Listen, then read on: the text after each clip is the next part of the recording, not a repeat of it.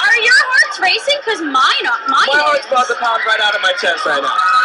It's exhilarating. I just tripped over this thing. Oh, I'm sorry. We didn't want to injure you before we even begin here. You guys are good?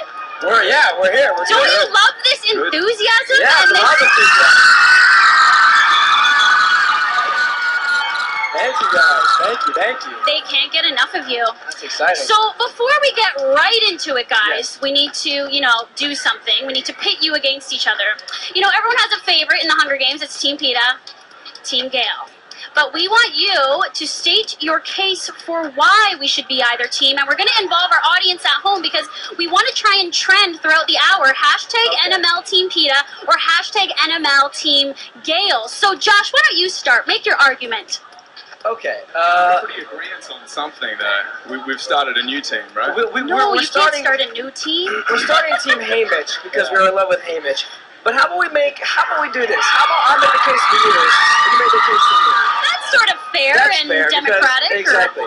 So I'm going to say that Liam is extremely handsome. Extremely handsome. He has the eyes of an angel. And he's Australian. So like, whole thing happening there. So I think that's why everybody should be Team Liam.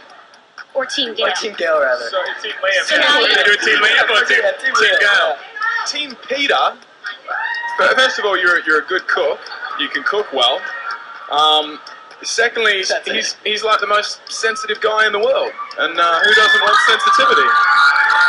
Okay.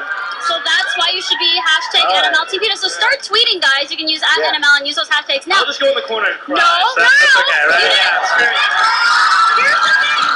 Here's the thing. I was going to say, after seeing the movie, sorry guys, I'm Team Kato.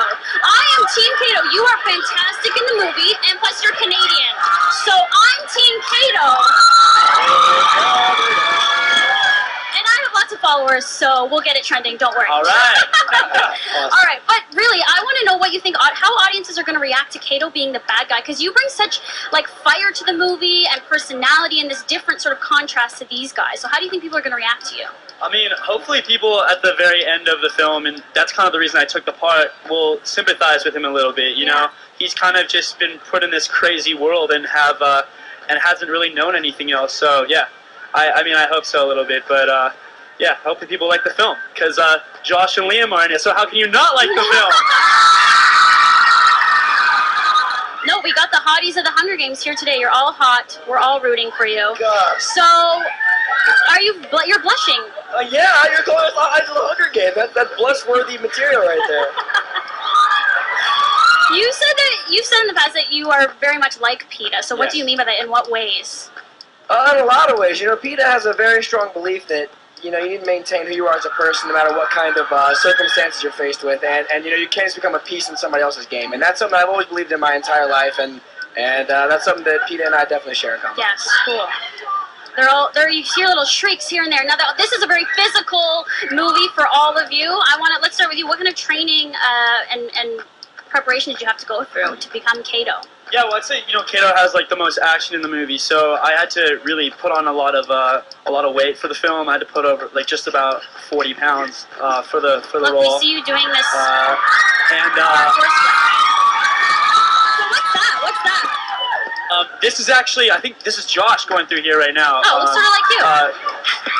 That's there you are. There was 40 pounds of fat, so I just ate like McDonald's all the time. You have to put 40 pounds on. That's not easy, on the body. No, yeah, we were training with Navy SEALs, and we did lots of fight training and whatnot. And Liam had to lose a lot of weight for it as well. Yeah. I don't know what they're saying. Are you keeping track of these things? and you have worked with The Rock. Yes. So he is in peak tip-top shape there, that What's kind guy. of crazy is I think he's working with The Rock next. Are you? Possibly, right? Is that a possibility? Yeah, I'm supposed to shoot a film in like 2 months' time that The Rock is. Really? I believe We he's have in. some Rock So you're all team The Rock. Did he give Exactly. you any pointers on getting fit or trimming down? Eating a lot of chickens is his advice. The man eats like 12 chickens a day, dead chickens. Does They're he like have his own cooked. farm? Yeah, I'm pretty Yeah. sure. But yeah, I mean, eating a lot of protein is very key when putting on the right kind of weight. Were you guys like all working out together, like in the gym, pumping I saw iron you guys together? passing. Yeah, we saw each other passing, but they wanted to crush us individually, and they used the same guy to kill us all. So they had to separate the time. Oh, okay. Now, Liam, your brother, Chris Hemsworth, has already been very popular in a big movie franchise because he plays Thor. I'm wondering if you passed on any advice in terms of now you becoming a high-profile character in a franchise. Yeah, he did. He's always been a role model of mine. He right before I started shooting the Hunger Games, about a month out, he told me that it was called Hunger Games, not Eating Games. Because I guess he got wind that I was eating too much, and thank you. Thanks.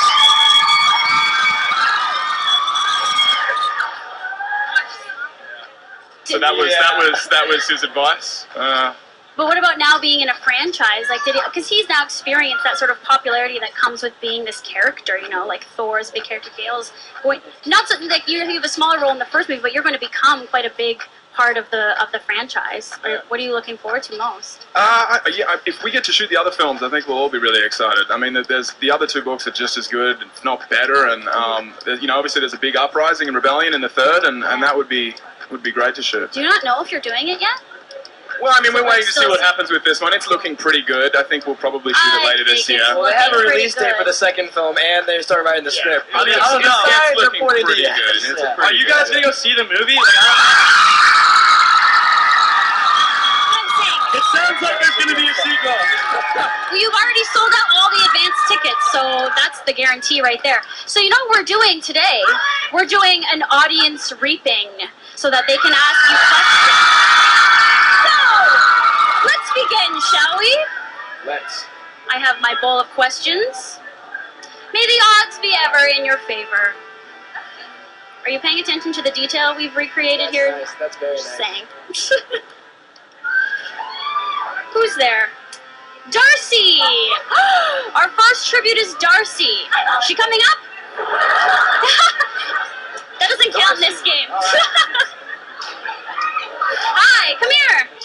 Say hello to the boys. Hi guys. Did you have a question you wanted to ask them? Yes. So we all know that Katniss volunteers for Prim. I was wondering, in real life, who would you guys volunteer for if they got chosen for anything? I would volunteer for my little brother in a heartbeat. I mean, I think that, my little brother means the world to me, and just like, Katniss, I think it just happened. Like, you wasn't even time to think about it. As soon as I would hear my little brother's name called, I volunteer. It would literally just spill out of my mouth. So I think anybody in my family, I would do that for 100%. That's awesome. What about you? I'd volunteer for all of you.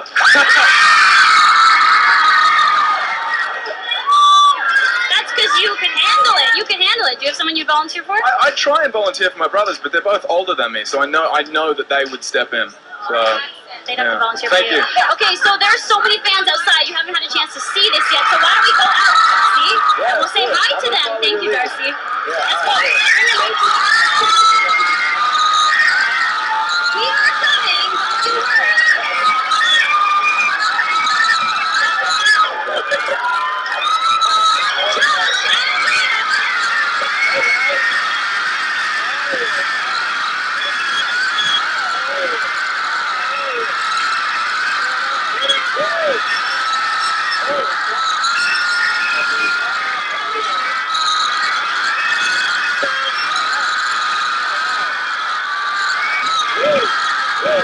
you guys can hear us. We also have someone up here to ask a question. There's someone out in the audience that can ask a question. Okay? Steven, stop. Hundreds of your biggest fans. Look at these girls. Stacey, got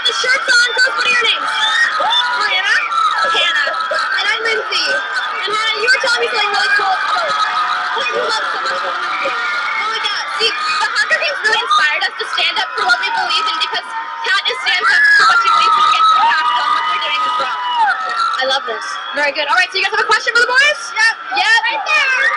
There they are.